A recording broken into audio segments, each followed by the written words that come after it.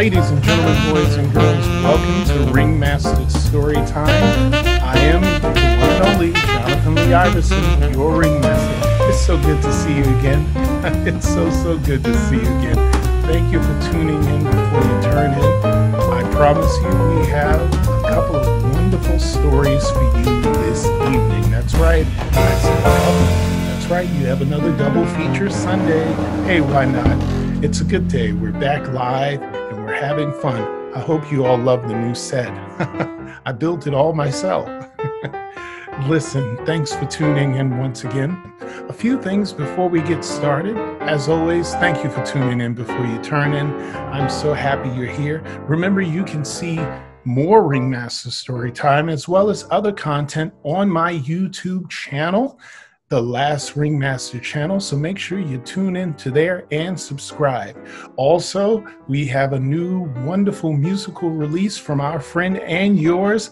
The wonderful Ringmaster David Shipman has released the wonderful studio album, Baby Mine Project, a lullaby collection. You don't want to miss this, folks. It features some fantastic artists, including Ringmaster Kristen Michelle Wilson. And guess what? Yours truly makes an appearance too. So wherever music is sold, wherever you can get your downloads, that's where you want to get Baby Mine Project, a lullaby collection by the one and only David Shipman. All right, ladies and gentlemen, boys and girls, thank you again for tuning in. Hey, we have some wonderful stories as always. We're going to start the night off with something really fantastic. Have you ever thought about what heroes were doing when they were kids? Yeah, when they were just kids. Did they know they would be heroes? Did they know how they would become heroes? What were they like? Well, this first story I want to tell you is about one great American hero. This magnificent story is about a period in his childhood that I think you're going to enjoy. In fact, I enjoyed it when I saw it myself. So, ladies and gentlemen, boys and girls, Ringmaster Story Time presents Preaching to the Chickens, the story of young John Lewis by Jabari Yassin, illustrated by E.B. Lewis. Little John Lewis loved the spring. He loved it not only because it was the time when the whole planet came alive, but also because it was the season of the chicks. Winter was too cold to bring them safely into the world, and summer was too hot. Spring was just right. Everyone on the farm had work to do. Work and put your trust in God, John's mama liked to say. And God's going to take care of his children. Trusting in God was easy. Work was a harder bargain. There was just so much to do on a huge farm in southern Alabama. Every March, John's father hitched the plow to his stubborn old mule. "Giddy up!" he'd shout, and together they'd break new ground, carving lines in the earth. In the fall, after months of planting, weeding, and tending, the cotton would be ready for picking. John's mother cooked the family meals from vegetables she grew, collards, tomatoes, sweet potatoes, and other goodies. She cleaned the family's clothes in a big iron pot, stirring them in the boiling water and washing them with homemade soap before hanging them on the line to dry. Yes, Lord, plenty of work on a farm. John was excited to be put in charge of the chickens. There were about 60 of them, Rhode Island Reds, strong-winged Bantams, Dominiques with gray stripes as dull as dishwater and legs as yellow as daisies. John loved to see them flutter and strut and flap their wings. Every day John got up early and fed them dried corn just shelled from the cob, then lined their nest with fresh straw. "Cluck, cluck, cluck," the chickens said. John knew they meant thank you. In a soft voice, John would say to them, "Enjoy this day that God has given us." The chickens, looking straight at him, seemed to understand. As much as John loved spring, he loved church even more. On Sundays, the whole family headed to services. John and his brothers were dressed in slacks and crisp white shirts, his sisters in neat dresses. Outside the church, friends and relatives greeted each other with big smiles. Inside, voices joined in song. John often listened to gospel and country music on the radio. He enjoyed it, but he found his favorite music of all in church. Plain voices praising God without any instruments at all. Amazing grace, how sweet the sound that saved a wretch like me. I once was lost, but now am found.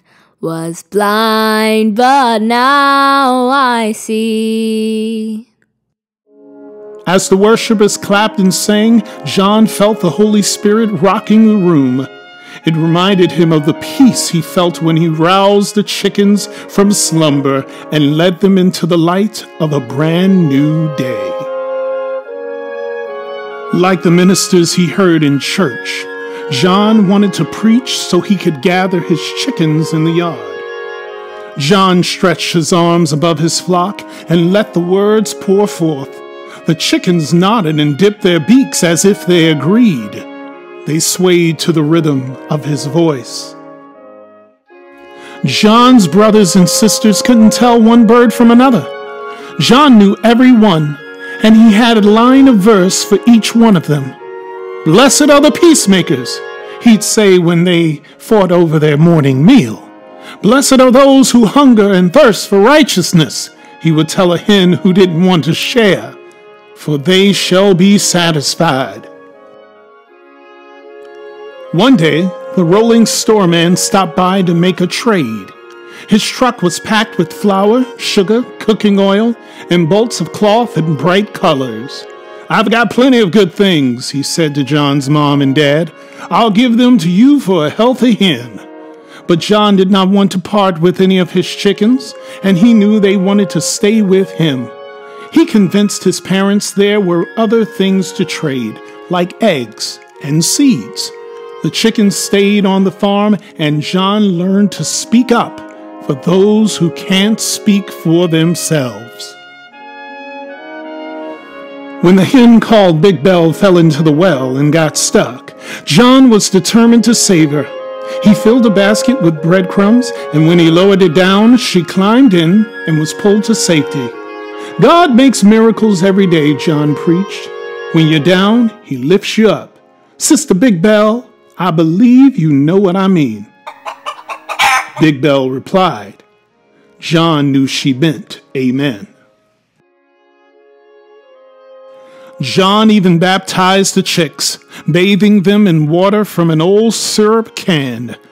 But Lil Pullet had stayed under too long and appeared to have drowned. John prayed over her and laid her in the sun. After a while, she began to breathe again and soon was up on her feet.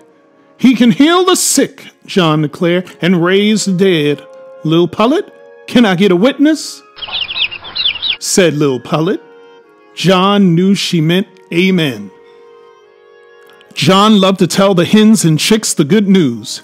While he fed and watered them, he spoke about the value of hard work and patience.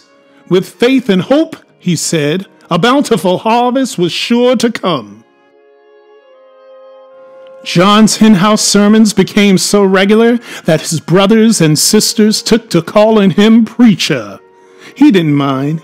He knew that someday he'd speak before thousands. He hoped that his words would stir people's souls and move them to action. For now, though, he had his own church right here among the pine trees and rolling hills of southern Alabama. Morning would find him in his usual place, preaching to the chickens. Preaching to the chickens, the story of young John Lewis. The end.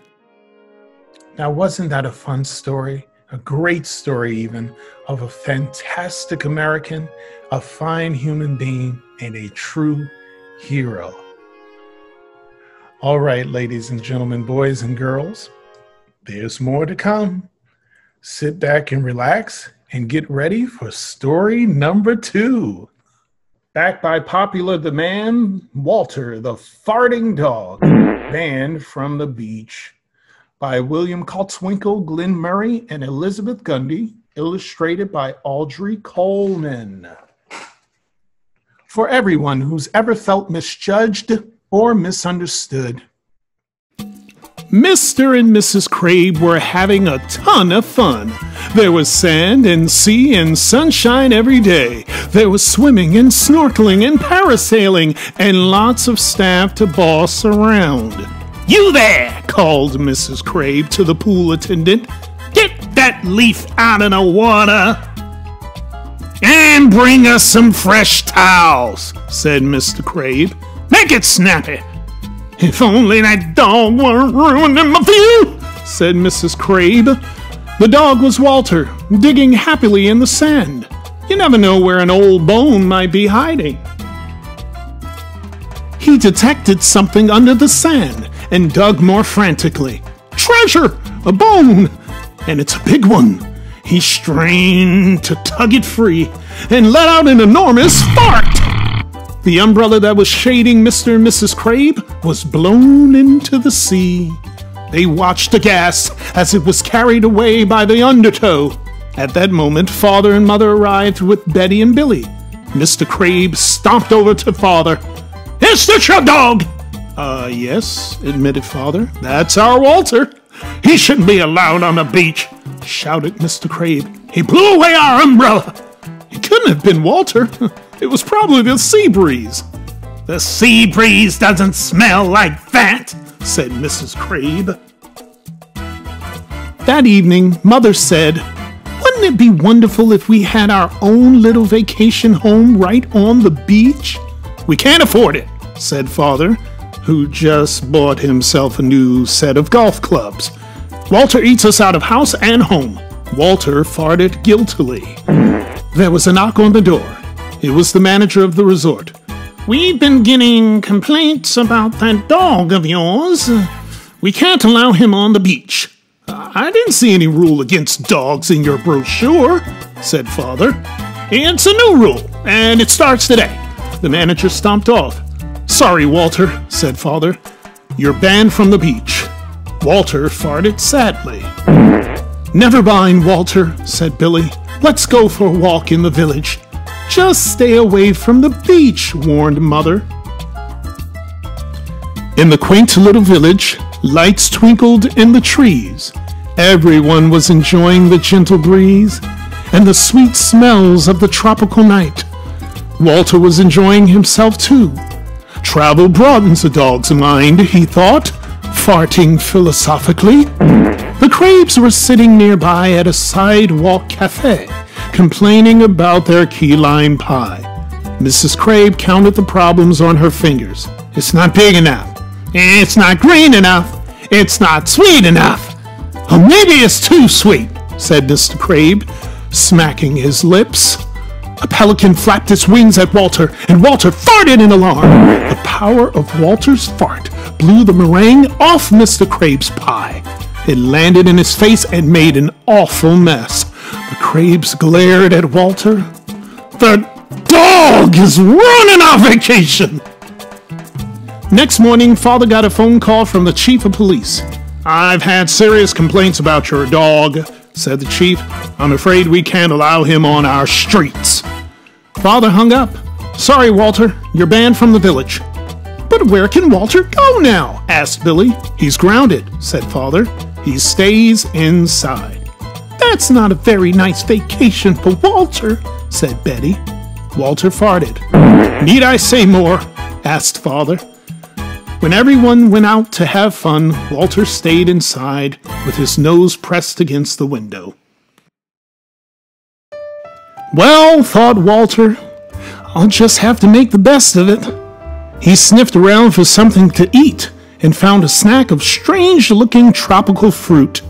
The label said, "Cook thoroughly. Do not eat raw. Since Walter couldn't read, he ate it anyway. Then he went to snooze in the sunshine pouring through the window. Betty and Billy were building a sandcastle on the beach. "Look," said Betty, pointing out to sea. "How did that island get there?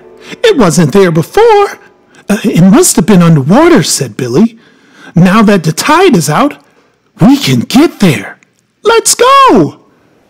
They waded out through the shallow water to explore the mysterious island.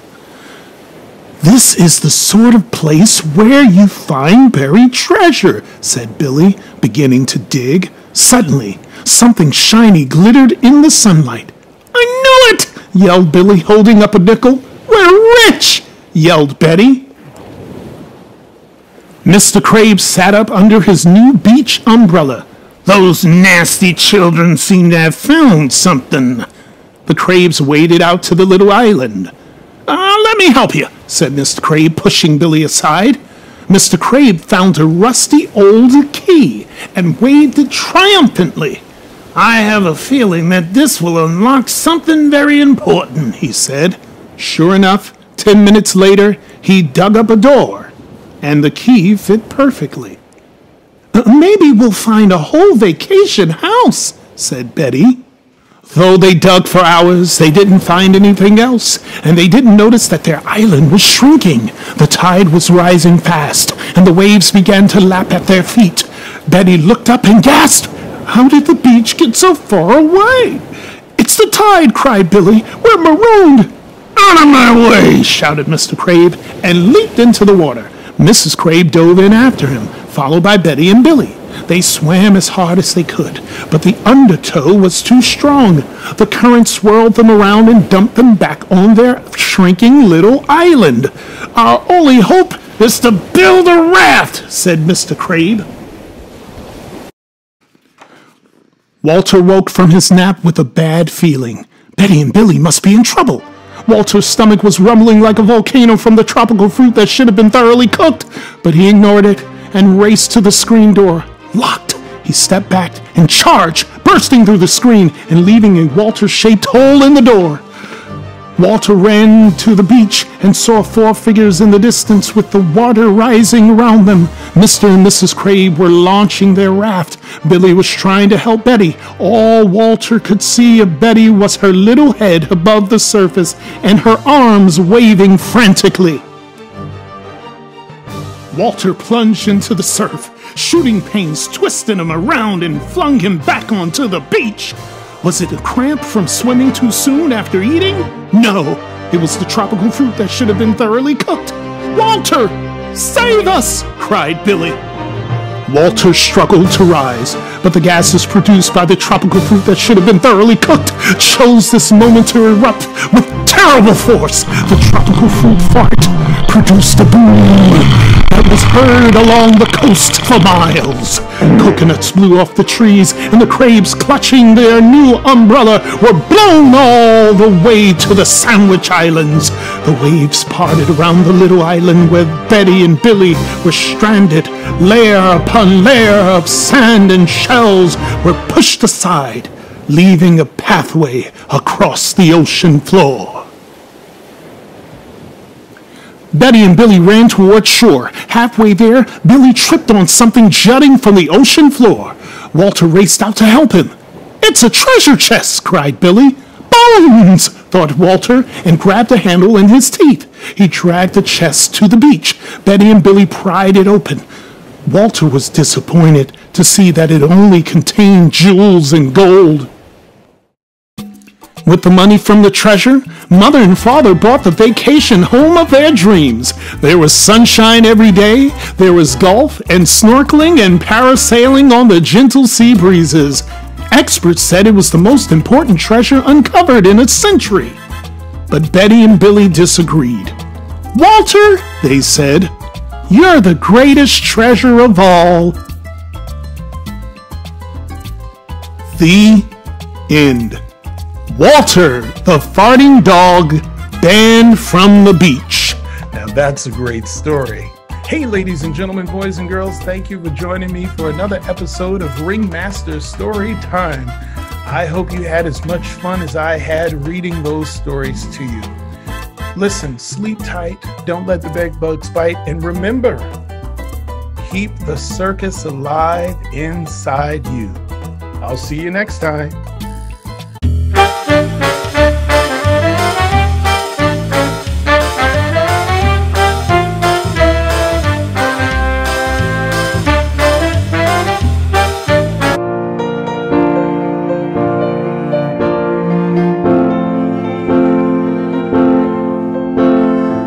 Baby Mine, a Lullaby Collection, has been such a fully realized dream for me. As a result of this, we will be able to lull children into dreams of their own and make sure that they know that they're not alone. To listen to the voices make these songs come to life and infuse them with the energy and the love and the comfort is very exciting. That. All right. When the album is sold, the money that we raise from that album will go into the Baby Mine project, which will then go towards helping children across Africa stay safe and well looked after and cared for.